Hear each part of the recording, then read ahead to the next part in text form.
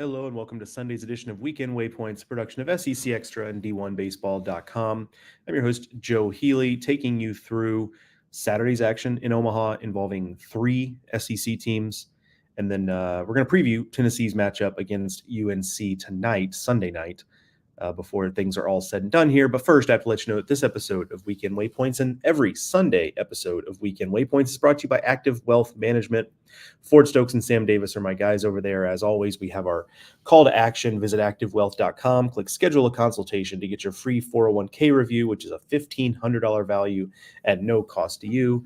If you're in the Atlanta or Huntsville, Alabama metro areas, these guys are also on the radio. They're on television, supplementing their financial advisor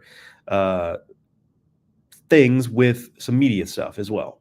I put that poorly. You know what I mean. It's an early morning in Omaha when your night ended, as late as it did last night, thanks to Texas A&M in Florida. We will, of course, get to that game here in a second. But again, Active Wealth Management, visit activewealth.com. Two really fun games. Again, we're 4 for 4 here in Omaha in terms of fun games. The first game we had yesterday, Kentucky 5, NC State 4, another walk-off, third walk-off in 3 games. First time that's ever happened at the College World Series. It was a Mitchell Daly walk-off home run, but 2 really big hits there late in the game. Ryan Nicholson home run, the Daly walk-off, both to left field, both kind of curled around the foul pole into the dugout. Not necessarily curled around the foul pole, but into the bullpen, I should say, but into the bullpen in the corner there. So off the bat, you were kind of unsure exactly if it was going to, if it was going to stay fair, where it was going to go, if it was going to make it out, especially from where our seats are in the press box. We're a little bit up like the third baseline. So it's hard to see fair foul, down to left field. So tense moments there, but a couple of big hits for Kentucky who just continues to get it done. This is kind of what they've done all season. I mean, they have had a knack for big hits. They get something all up and down the lineup. It was their first walk-off, I believe I heard, which surprises me just given how often they seem to come through it in big moments, but also speaks to the fact that this was a team that also blew a lot of people out this season. So they didn't need walk-offs all that often. So impressive stuff. I think it'll get overlooked in the grand scheme of things, but Trey Puser was really good. Also, late in that game, he gives up I'm looking at my book to make sure I have it right. Yeah, a 7th inning home run to Alec Makarevich. So he ends up on the hook with 3 runs in 6 2/3 innings. But, up to that point, he'd just given up 1 run. He was really managing the game well. And even with that home run, look, you give up 3 runs in 6 2/3 against a good team like NC State. You're giving your team a chance to win. I think Nick Mingione and Dan Roselle would have taken that 10 times out of 10 if you told them that was going to be the final line. So that'll get overlooked a little bit, I think, but a really strong effort. And they, do what they do with the bullpen. They pieced it together. They used 4 guys. Johnny Hummel came on late. First pitch out of his hands spiked a breaking ball to allow what was then the go-ahead run to score. But after that, he was really good. So ends up getting a vulturing, if you will, a win instead of getting a save. But he was good once he got past that first ball that went to the backstop. So Kentucky will move on to play Texas A&M Monday night, and that is because Texas A&M beat Florida 3-2. The 4th straight 1-run game we had here in Omaha, not a walk-off. This game was 3-2 for really most of the back half of the game. A&M jumped out to a 3-0 lead early, and then made it stand up thanks to its pitching staff. The big moment here obviously was in the 9th inning. Jace Laviolette takes a home run away from Cade Kurland. Cade Kurland goes the other way, flies a ball deep out there. Laviolette gets back to the wall, looks for all the world on replays like he robbed a home run. That would have been a go-ahead home run for Florida to give him a 4-3 lead. Looked like Kurland thought he got it off the bat, and I guess he did, because you're never going to bank on, getting robbed of the home run. But incredible play by Laviolette. Just another reminder that, in addition to being what he is at the plate, also a very good defensive outfielder. Has been playing center field. Now he's in right just because of the shuffle with Braden Montgomery being out. So an excellent play there by Laviolette. The pitching for A&M was the story for me. They stayed on schedule. Lampkin gave him 3 really good innings, struck out 6 in those 3 innings. I think that's probably better than what A&M expected from him. And then you went to Cortez, then you went to Aschenbeck. You struck out 16 total Florida batters, did A&M pitching. So you feel good about that. And I'd have to look at the pitch counts. I guess pull it up real quick. Um, Given that it's Aschenbeck and the way he pitches, maybe you could bring him back in a couple days. Maybe not Cortez because it was 65 pitches and he's a little obviously more of a high effort pitcher than Aschenbeck is. But you certainly, you in 3-3-3. Maybe you bring back Aschenbeck. You've got Prager ready to go, so you feel pretty good about that from an A&M standpoint, and you're set up well. For Florida, look, I mean, you're some of the issues that you had while you were struggling this season kind of crop back up. A lot of strikeouts, a lot of swing and miss. Now, A&M had good pitchers in the mound. I get it, but a lot of swing and miss that ended up being a bit of an issue there for Florida. The good news for Florida is that now they're in an elimination situation, and that appears to be their sweet spot. I mean, they've basically been playing. Kevin O'Sullivan said it, I think, at every post game press conference, win or lose, he's given since mid-April or something, that every game at this point is kind of feels like an elimination game for the Gators. So maybe this is what they need to thrive. Not a great start for Liam Peterson. Another start where he came out throwing smoke in the first inning, and you thought, oh boy, here we go. But the broadcast, Kyle Peterson and Chris Burke talked about the possibility that maybe he had just gotten a little too juiced up in the first inning and maybe had taxed himself, maybe physically, sure, but also just emotionally, maybe. And so he wasn't as sharp in the second and third. He ends up getting an early hook. Florida got great work from Fisher Jameson to keep them in that game. Neely came on after that, but certainly not what they were looking for from Peterson there. So they will play NC State. That'll be Monday afternoon in an elimination game. With their backs against the wall, which, like I said, is right where they feel comfortable. So who knows? Before we get to Tennessee's game tonight, let me flip over to some comments here. We've got a bunch waiting. Sean Miller on YouTube, Xavier coach Sean Miller says, checking in from Xavier. Nasty weather on the drive home from Omaha last night. Didn't get back to the house until after 6 a.m. Whew. But that A&M win made it all okay. Yeah, I mean, certainly that's the tough part with a weather delay like that one. When you start as late as you did, 10 local, 11 Eastern, some team is going to be like, you know what? It's way too late to be playing baseball, but at least my team won.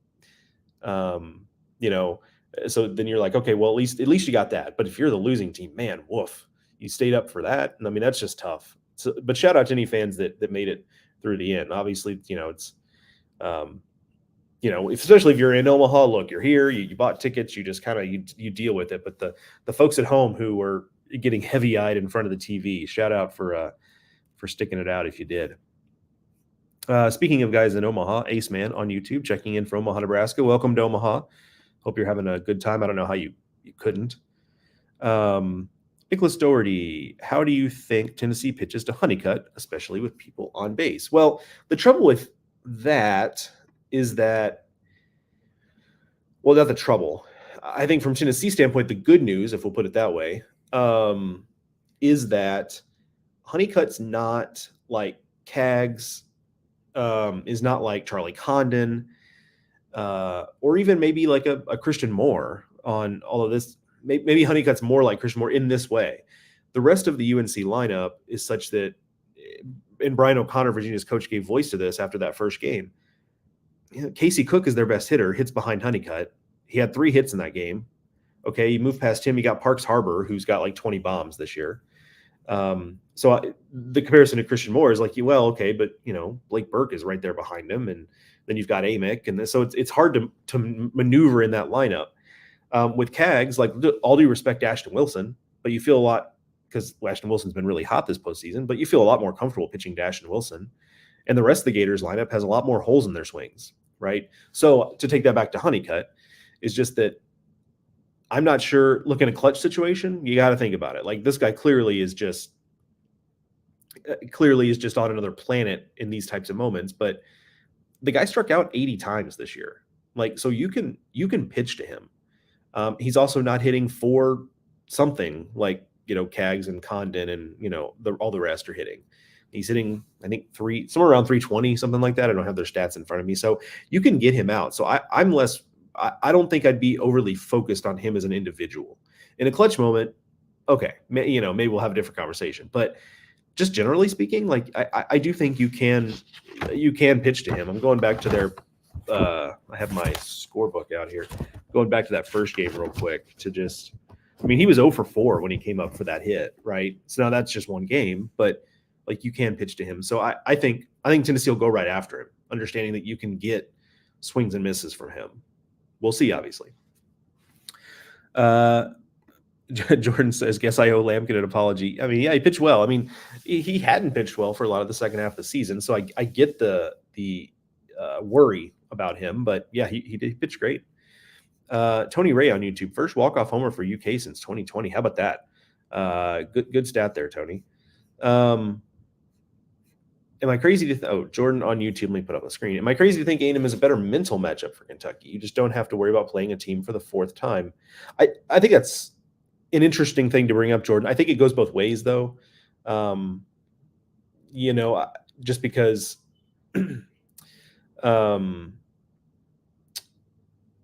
I also think, like, if had it been Florida in the situation, I'm not sure who would have the advantage there, right? Because you both learned things about each other. So it's just about who makes better adjustments, right?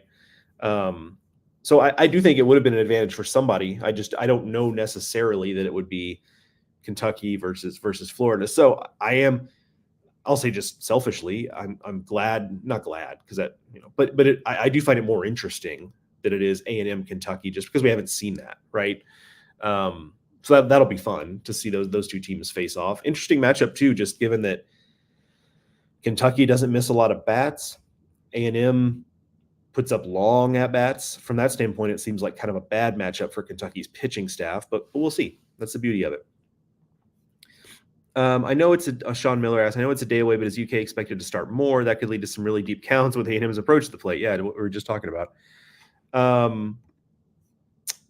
I would expect it to be more. The other option, of course, would be Nyman.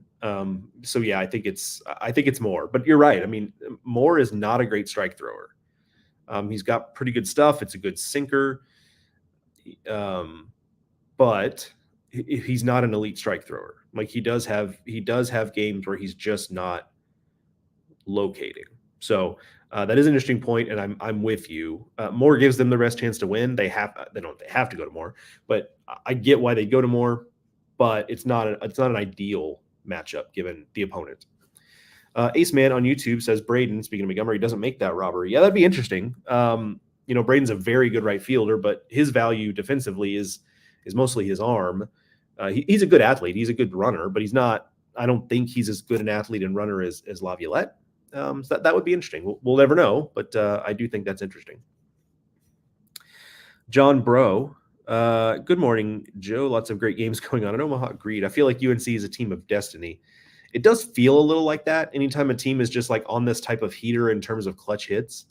And I think they're built. I've said this on radio a bunch leading up to the College World Series that I also just like the fact that their bullpen is as good as it is. They've got 4 guys who are all really good out there. And so they can just cycle through guys, but also they have enough guys that they don't have to bring guys back every other day as they go through the bracket necessarily. So I think they're in a good spot. Robert Ray on YouTube. Top 4 RPI teams face off in the winners bracket next. Can't recall a series where the best 8 make it and give these kinds of games. Yeah, I mean, certainly in terms of the quality of the bracket, 7 of the 8 here are top 8 national seeds or were national seeds and because NC State was a 10, for example. But we're top 16s, and then Florida, of course, the number 2 preseason team. So yeah, lots of talent, and certainly a very flat field in terms of there's not really, other than Tennessee's probably the betting favorite coming into the series, but like they're not so much better than the rest of this field that you can just bank on them being there. And also, there's no team here that I would be shocked if they won it all, right? And that's a beautiful thing, and I think it is. I think it is why we've ended up with the games that we have and the quality that we've had. Quickly on Tennessee, North Carolina, and then I'll cut it a little short. I apologize for that again, but we've got another live show with the full D1 crew coming up at 10:30 local, so that's Central Time, 11:30 Eastern. So here in about 10 minutes. So I got to transition from this to that.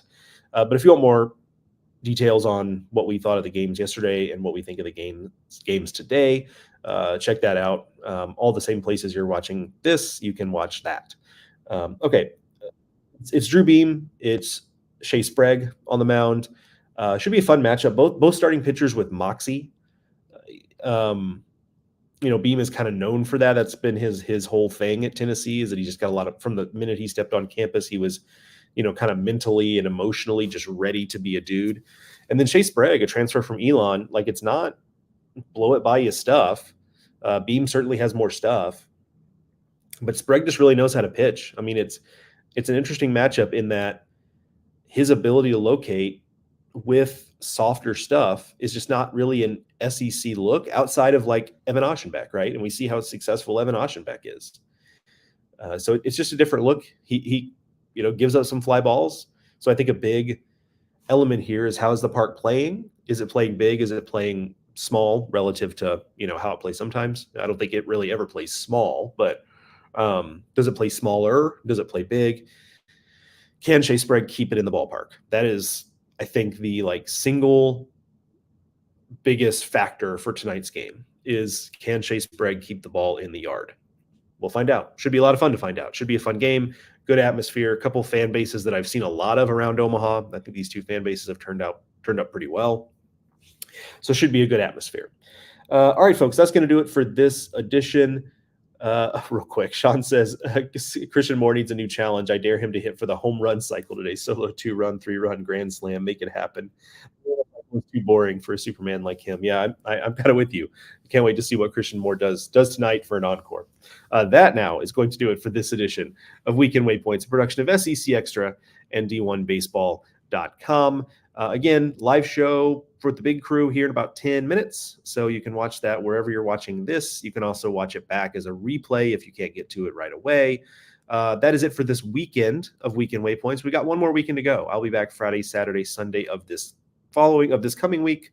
By then we will be in the finals. So that'll be pretty cool. Talk about who's in the finals. It could be involving no SEC teams. I'm not betting on that, of course, but even if it's two ACC teams, I suppose we'll come on here and talk about what happened to the SEC teams. I don't know. We'll figure it out if it comes to that, but something tells me we'll have at least one SEC team in the finals and have plenty to talk about. All right, everybody, enjoy the baseball. If you are here in Omaha, again, enjoy the baseball. If you see me out and about, say hello. Love to meet you guys, so don't be shy about that, and I will talk to you on Friday morning.